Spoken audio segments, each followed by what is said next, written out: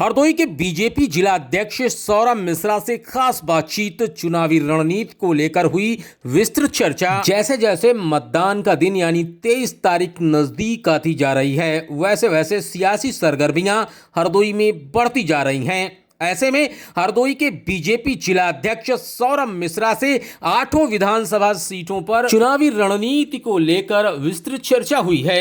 उन्होंने कहा कि हम प्रचंड बहुमत से सरकार बनाने वाले हैं और 8 विधानसभा सीटों पर उनकी जीत पक्की है। विस्तृत बात करते हुए सौरभ मिश्रा नीरज से खास बातचीत हुई है, आप भी सुनिए। इस समय हमारे साथ में भारतीय जनता पार्टी के जिला अध्यक्ष सौरभ मिश्रा जी हैं। चुनाव की चर्चा करने के लिए हम उनसे मिलने के लिए आए हैं और उन्हीं से जानेंगे कि आखिर कैसा चल रहा है हरदोई में विधानसभा चुनाव।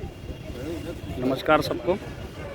हरदोई में चुनाव भारतीय जनता पार्टी का बहुत अच्छा चल रहा है। हमारे बार बार कहता हूं कि मोदी जी और योगी जी की योजनाओं का लाभ निचले स्तर पर इतना मिला है लोगों को, हम उसकी दम पर कहते हैं कि पिछली बार हम हरदोई में 7 सीटें जीते थे, इस बार हम 8 सीटें जीतेंगे।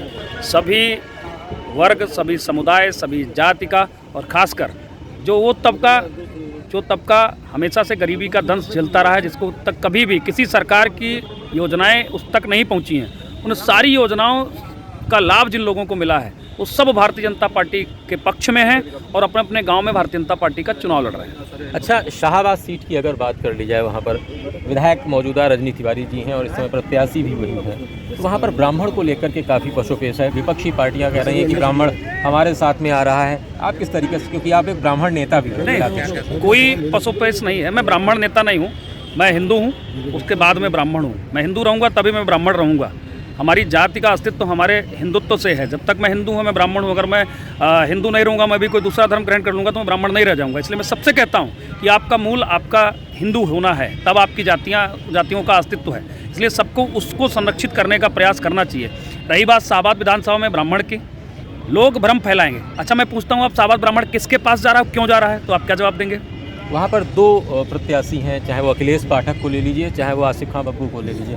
उनका कहना है कि 70% हमारे पास आ रहा है। तो आपका क्या? देखिए, कहने को तो सब कोई कहेंगे। जो निर्दलीय रहा होगा, अभी आम आदमी पार्टी का प्रत्याशी आप लेंगे, वो भी कहेगा मैं जीत रहा हूँ। लेकिन जनता समझ रही है कौन जीत रही है। आप शाहबाद का चुनाव देखेंगे, 2012 और 17 का चुनाव देखेंगे, लोगों ने वहाँ किसी को जिताने के लिए नहीं, वहाँ एक 2007 से 12 के बीच में जो अत्याचार हुए हैं, जो वहाँ पर बहन बेटियों के साथ जो दुर्व्यवहार हुआ है, लोगों के धर्म परिवर्तन कराएंगे, लोगों पर फर्जी मुकदमे लिखाए गए, वहाँ पर 4 ब्राह्मणों का एनकाउंटर कराया गया, उन सबके विरोध में वहाँ की जनता चुनाव लड़ती है। 2012 में उसने किसी को हराने के लिए बाबू खां को विधायक बनाया, 17 में रजनी तिवारी को विधायक बनाया। इस बार वहाँ उसको ही हराने के लिए जनता फिर चुनाव लड़ रही है, फिर उसको हराएगी। और रही बात वहाँ ब्राह्मण की, वहाँ का सारा ब्राह्मण भारतीय जनता पार्टी के साथ है। हाँ, कोई सपा का पदाधिकारी है, बसपा का पदाधिकारी है, कांग्रेस का पदाधिकारी है, तो अपनी नौकरी बचाने के लिए उनके साथ, उन पार्टियों के साथ हैं। लेकिन बहुतायत की मात्रा ब्राह्मण हमेशा सनातनी रहा है, समाज को मार्गदर्शन देता है। वो सिर्फ उसी के साथ जाएगा जो सनातन धर्म की रक्षा कर सकता है, जो राम मंदिर बनवा सकता है, जो भगवा लहरा सकता है,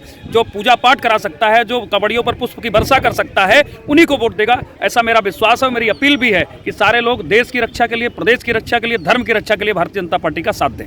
अच्छा, एक आखिरी सवाल आपसे फिर करेंगे। सपा बड़ी तेजी से जो है भाजपा की तरफ आ रही है। हरदोई के जितने सपाई हैं वो भाजपा की तरफ आ रहे हैं, क्या कहना चाहेंगे? 2022 के चुनाव के बाद मुझे लगता है समाजवादी पार्टी में अखिलेश यादव बचेंगे, बाकी सारे के सारे लोग राष्ट्र के लिए, देश के लिए भारतीय जनता पार्टी के साथ होंगे।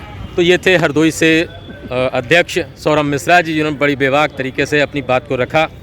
देखते रहिए पब्लिक अड्डा, और वो जो नीचे वाली लाल वाली लाइन है उसे लाइक और सब्सक्राइब करना मत भूलिएगा।